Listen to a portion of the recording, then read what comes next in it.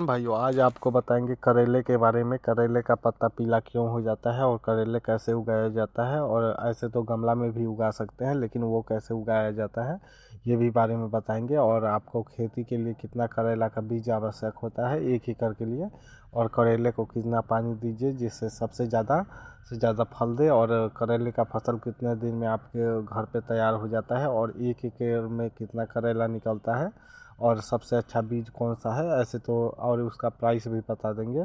ऐसे तो अमूमन देखा जा रहा है करेला का 50 रुपये से कम कभी रेट नहीं जाता है, और करेले 50-40 के रेट में अभी जा रहा है, और अभी से 55 दिन आपको फलने में लगेगा, तब तक यही रेट रहेगा क्योंकि अभी बरसात का मौसम आने के बाद ही करेला बिहार आर में निकलना स्टार्ट हो जाता है, और 35 से 50 रुपये के बीच में रहता है। न्यूनतम मंडी आजकल 25 रुपये भी कहीं कहीं देखा जाता है, लेकिन वो जहाँ पे करेला सबसे ज़्यादा उत्पादन होता है, लेकिन सभी जगह उतना ज़्यादा नहीं होता है। और वेराइटी की बात करें कैसा कैसा वेराइटी लगाना चाहिए, कौन कौन वेराइटी आपके लिए अच्छा है और सूटेबल है।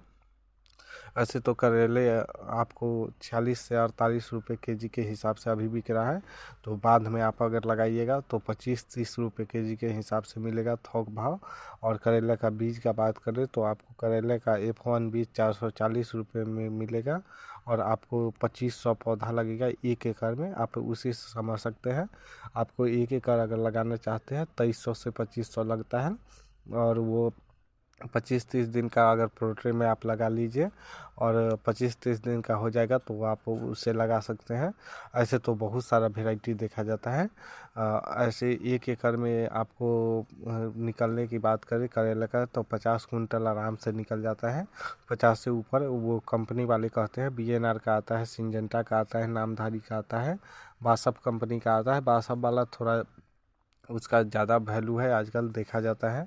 सभी चार आपके क्षेत्र में कौन सा करेला पसंद होता है, कहीं छोटा वाला करेला भी पसंद किया जाता है तो BNR वैसा भी बनाती है, सभी कंपनी वैसा बनाती है। कहीं बड़ा बड़ा जो 1 केजी में आपको 2 या 3 पीस चढ़े वैसा भी कोई कोई आदमी को पसंद रहता है। तो आप अपना मार्केट का हिसाब देख लीजिएगा कौन सा करेला सबसे ज़्यादा पसंद रहता है। ऐसे बारमासी करेला भी आता है, जो ऐसे करेला में 2 वेराइटी, एक बारमासी वाला आता है। बारमासी थोड़ा बड़ा वो छोटा छोटा होता है लेकिन वो अच्छा होता है, और आपको बारमासी में वाइट वाला आता है और ब्लैक वाला आता है, और करेला में BNR और में भी वाइट और ब्लैक दोनों वेराइटी आता है। तो आप देख लीजिएगा आपके क्षेत्र में वाइट वाला ज़्यादा पसंद किया जाता है या ब्लैक वाला।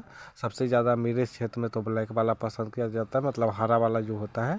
और करेले आपको 60 से 70 दिन में बुआई के 60 से 70 दिन जैसे ही होगा तो वो आपको मानसून और गर्मी के मौसम में बहुत अच्छा उत्पादन दे देता है। बस 60 से 70 दिन आपको उसे लगेगा, मतलब उत्पादन लेने में। और लोग आजकल GI पाइप पे सहारे खड़ा कर देते हैं 5 फीट के हाइट में, और उसी पे लटकाते हैं और पाइप को बांध देते हैं बांस के सहारे, मतलब तार को बांध देते हैं 5-6 जगह, और तार में बांस के सहारे बांध के और 5-5 फीट हाइट का रखते हैं तार, मतलब बांस, और उसे 5-5 फीट के दूरी पे उसे लगा देते हैं, एक बांस से दूसरा बांस का खम्भा, फिर उसके सीधे तीसरा और 2-2 फीट के मतलब दूरी पे प्लांट लगाते हैं, एक बीज से दूसरा बीज की दूरी। और कोई कोई 5 फीट एक मतलब रो से दूसरे रो की दूरी 5 फीट रखते हैं, कोई कोई 7 फीट रखते हैं। अगर आप ऐसे रखना चाहते हैं तो आप समझ लीजिएगा अपने से खेती कर रहे हैं। अगर ट्रैक्टर के सहारे आप जुताई करना चाहते देते हैं बीच में जंगल जो होता है उसे, या फोगर चलाना चाहते हैं तो 60 फीट रखिए, ऐसे 5 फीट रखिए, वो बहुत अच्छा रहता है। और करेले के आपको पानी की बात करें तो कम सिंचाई की ज़रूरत होती है, खेत में नमी बना रहे वैसे आप लगाइएगा तो नमी आराम से बना रहता है। पूरब से पश्चिम की दिशा में लगाइए जिससे ये हो एयर सर्कुलेशन ठीक हो, नहीं तो अभी गिर जाने का सबसे ज़्यादा उसका तार गिरने का डर रहता है, क्योंकि ज़्यादा से ज़्यादा गिरने का इसलिए डर रहता है जो लोग लगाते हैं और सुतली के सहारे ऊपर ले जाते हैं, फिर उसे मोड़ते हैं, जैसे ही मोड़िएगा वहाँ से आपको फल दे देगा, यह ऐसा देखा जाता है। और हल्की सिंचाई फल फूल की अवस्था में करनी चाहिए। लोग तो फूल की अवस्था में कहते हैं जो सिंचाई ही नहीं करना चाहिए, लेकिन नमी बना के रखना चाहिए। और आपको करेले का बीज 40 से 50 दिन में आपको तैयार हो जाता है, और आपको वही 20 से 25 हज़ार आपको बीज में लगेगा। और आप देख लीजिएगा जो कंपनी का आप लीजिएगा वैसे वो वैरायटी ले सकते हैं। और इसका खाद की बात करें तो 25 दिन बुआई के बाद 25 से 30 टन गोबर की खाद प्रति हेक्टेयर के दर से देना होगा। पहले नालियों में 50 किलो DAP, 50 किलो मिट्टी का पोटास और 50 किलो आपको यूरिया मिला के आपको रखना होगा 1 हेक्टेयर के लिए। हेक्टेयर से आधा होता है एकड़, तो आप आधा कर लीजिए। आप 30 केजी यूरिया दीजिए और 30 केजी DAP और 30 केजी मिट्टी का पोटास और थोड़ा माइक्रो न्यूट्रेंट, जो कि माइक्रो न्यूट्रेंट में जो 7 आता है, मतलब वो भी सातों रहना चाहिए उसमें। यूरिया DAP और पोटाश छोड़ के सारा चीज़ रहता है, वो देख लीजिएगा। कोई कंपनी का अच्छा वाला कंपनी का ले लीजिएगा। और फरवरी मार्च में इसका भी एकदम अच्छा समय है आपको रोपने के लिए। ऐसे तो लोग सभी दिन लगाते हैं, लेकिन आप अभी लगाइएगा तो वो बहुत ज़्यादा उत्पादन देगा।